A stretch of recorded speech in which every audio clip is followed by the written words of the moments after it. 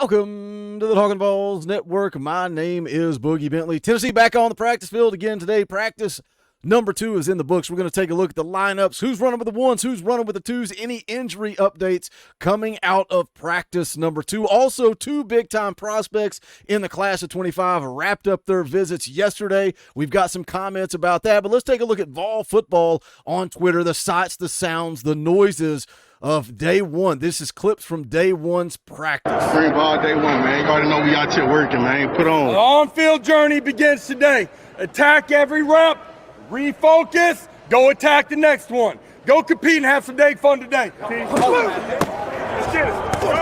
Drop.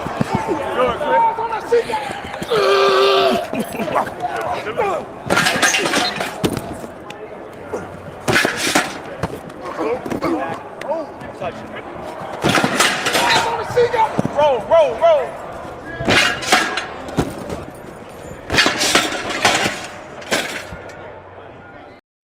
Love spring practice. I know a lot of you guys love spring practice as well. There's always the eye test. Man, he looks the part. Oh, he's bigger, he's faster, he's stronger. Nico added some weight. Who do you guys, if you've watched the clips, you've seen the practice highlights floating around on YouTube, also on Twitter, who sticks out to you? Who really looks the part? Yesterday I was talking about Lance Hurd, even Josh Heupel after practice talking about just how big and physical Lance Hurd is. One of you guys said, not really sure about that. It looks like he's got a gut. Looks like he's out of shape. Well, he is a 300-pound offensive lineman, but who stands out to you 2 days into practice? Who looks the part? Who are you excited about? Put it in the comments section below. We're going to talk about who's running with the ones, who's running with the twos, little injury update, and again, a couple of big-time prospects in the class of 25 wrapped up their visits yesterday. Going to see what they had to say about that, but as always, do me a favor, guys, smash a thumbs up just below this video. It's quick, it's free, it's easy, it helps the channel, and I would appreciate it. Also, if you're new to the Talkin VAWLS Network, welcome. We're not experts here. We're not insiders. We're not media. We don't talk at you. We talk with you on the Talkin VAWLS Network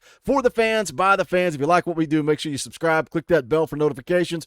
You won't miss out when we go live or when we drop a video. Going to be live tonight, 6:30 p.m. Eastern time, playing some NCAA football, but we're going to spend the evening talking all things spring practice, some back and forth conversation, always a good time. Also going to be live tomorrow, Wednesday night, 7 p.m. Eastern time, myself, Coach Jay, Coach Rice, Dauber's going to be in the house. We're going to talk some recruiting. Tennessee's got a big recruiting weekend coming up on Saturday. We'll get into that. We'll talk spring practice, all that good stuff, and more. But let's get into it. Let's talk about it. Most of this information comes from either VolQuest. They put out a practice report. Go Vols 247 has a practice report. There's a lot of stuff that floats around on Twitter. I kind of compile all of it and just break down the big things that are worth talking about. But again, Tennessee wrapped up practice number 2 today. No changes to the injury report outside of James Pierce has been practicing, got his right hand and wrist wrapped up, but still going through contact, still going through drills. So I don't think it's anything really big to be concerned about. Cooper Mays, kind of interesting. He was limited today, so Bison Lane got an opportunity to go out there and run the center position with the ones. I think it's good for Bison Lane's development. I think it's good for when you look ahead to the 2025 season. Some of these young guys, I've talked about it the last couple of weeks, need to come along and develop. William Satterwhite also getting an opportunity, running that center position as a true freshman with the twos. But, you know, Cooper Mays, he's healthy. He's, according to what Go Vols 247 said, he's on some type of a pitch count. So is it a way for them to keep him healthy going in, you know, throughout spring camp and into fall camp as a super senior? I don't really know, but I do like the opportunity that this creates for the younger guys. Other than that, the offensive line looked the same today as they did yesterday. You've got the ones left to right. You got Lance Hurd at left tackle. Dane Davis running with the ones at that left guard position. Interesting to keep an eye on. Does he continue to be that guy at guard, or does he fall back and kind of be that sixth man? Because, you know, he's versatile. He can play pretty much any position, and I think he helps with the depth of things. But right now he's competing for that starting position at guard. Bison Lane was in there for Coop. Jackson Lampley playing right guard for Javonte Spraggins, who was limited this spring. And then John Campbell obviously wrapping things up over at the right tackle position. Wide receivers, worth noting, worth looking at, we're talking about Caleb Webb, Squirrel White, Chris Brazell out there with the ones. Now, I think Caleb Webb, maybe wide receiver number 2 behind Brew McCoy. We know that he's not going to be able to go through spring camp. But the second time around, you had Dante Thornton replace Chris Brazell with those ones. So we're seeing it start to play out, kind of what we assumed. Chris Brazell, Dante Thornton, who locks down that wide receiver position opposite of Brew McCoy. Another interesting thing I thought in the practice reports, Chaz Nimrod worked some in the slot. He worked a little on the outside, but then also slid into the slot. Now, 2 days in, the guy that's getting more and more hype, and again, it's spring camp, guys. I get it. This is what we do every spring, but this is what a psychotic, insane, passionate fans do. We get excited every spring. Who's that dude? Who looks the part? Who's balling out? 2 days into practice, everybody's talking about Braylon Staley. Now, Kaner, in his VolQuest report, this is what he said about Staley. Said he runs good routes out of the slot, has made some nice catches, been one that has easily jumped off the page to date. So, again, when you talk about Chaz Nimrod sliding into the slot, I think Braylon Staley could be wide receiver number 2 behind Squirrel White. Been very impressive. Again, it's early, 2 days in. Tight ends worth noting, Ethan Davis ran with the 1s, Holden Stace ran with the 2s. Yesterday, there was a lot of buzz about Holden Stace just, again, looking the part. That's what they always say. Looks like an SEC tight end. Defensive line group, just as I looked through the practice report and Kaner had it listed out, the first group, and just look at the depth of this defensive line. First group was James Pierce, Omar Norman Lott, Omari Thomas, and Dominic Bailey. The second group, Joshua Josephs, Elijah Simmons, Bryson Eason, and Tyree West. That second group is just as good as the first. I know James Pierce is dominant. He can take over a game. He's a game changer. He's a guy talked about in an earlier video that could, just change the course of a game. That's who James Pierce is. Could be the overall number 1 draft pick. Just a lot of buzz and hype around James Pierce going into his junior year. But that group of 2s, man, don't sleep on them. They're solid. That's 8 solid defensive linemen through the two deep. But then you roll into the 3s, Caleb Herring, Davon Hobbs, Jackson Moy, and Jason Jenkins. I think that's a solid group as well. Looking for Davon Hobbs to kind of take that next step. Is Caleb Herring going to kind of take that next step as well?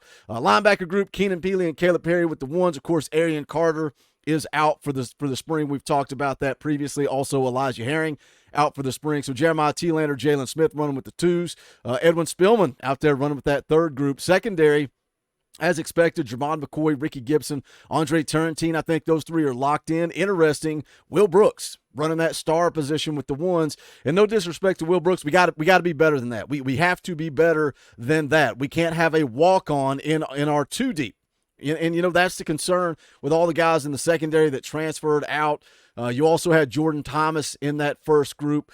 Second group, Jalen McMurray, Jordan Matthews, John Slaughter, Jacoby Thomas, and Boo Carter. And that's something worth noting, too. Boo Carter, yesterday we were talking about him making an impact on special teams. Got some one-on-one time with Josh Heupel, some one-on-one time with Coach Eckler, going to be returning kicks. Today he got some one-on-one time, too, with Tim Banks, and that wasn't a positive thing. It's because, according to VolQuest, he was a little out of control during ball drill. Says that Tim Banks was stressing the importance of having his eyes in the right spot in order to go and make a play. And that's something I talk about a lot. We get excited about some of these recruits that come in, whether they're 5 stars, 4 stars.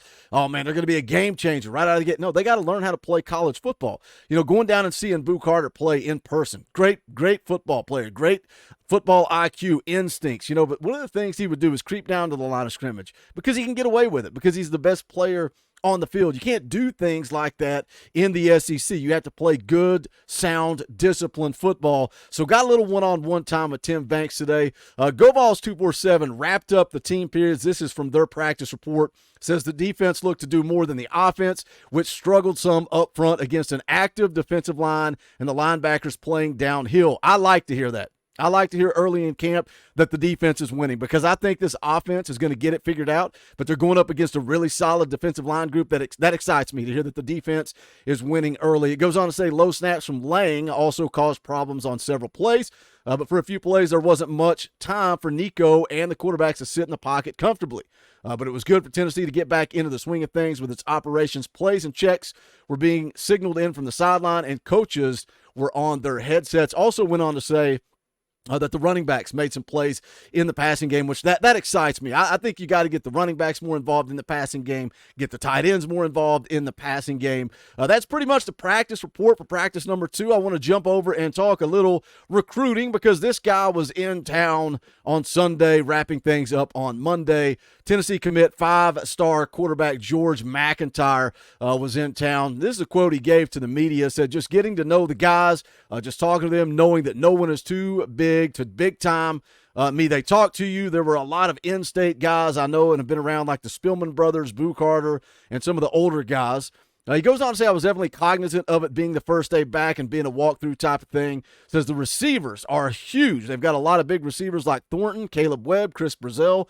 Mike Matthews isn't a small guy either. A lot of guys for Nico to throw the ball to. But guess what, George? Some of those guys are young wide receivers that are still going to be here when you're on campus. You're going to be able to throw the football to them as well. You know he's excited about that. He sees the talent on this roster. The young guys like Mike Matthews, the young guys like Braylon Staley, who are going to be around once George has an opportunity to compete for that starting job. But another guy that was in town with him, and that was 5-star wide receiver Jamie French. Now, you can go and look at the On3 industry rankings and say, Boogie, you're a liar. He's not a 5-star. I'm calling him a 5-star. He was listed as a 5-star, still the 22nd best player in the country. If that holds up, guess what? Gonna be a 5-star, regardless, 5-star, 4-star, gold star, gold jacket, green jacket, does not really matter. He was in town with George McIntyre. This is what George had to say. Said, Jamie is obviously a big-time player. When he was committed to Alabama, he was recruiting me pretty hard, so that is how we first met.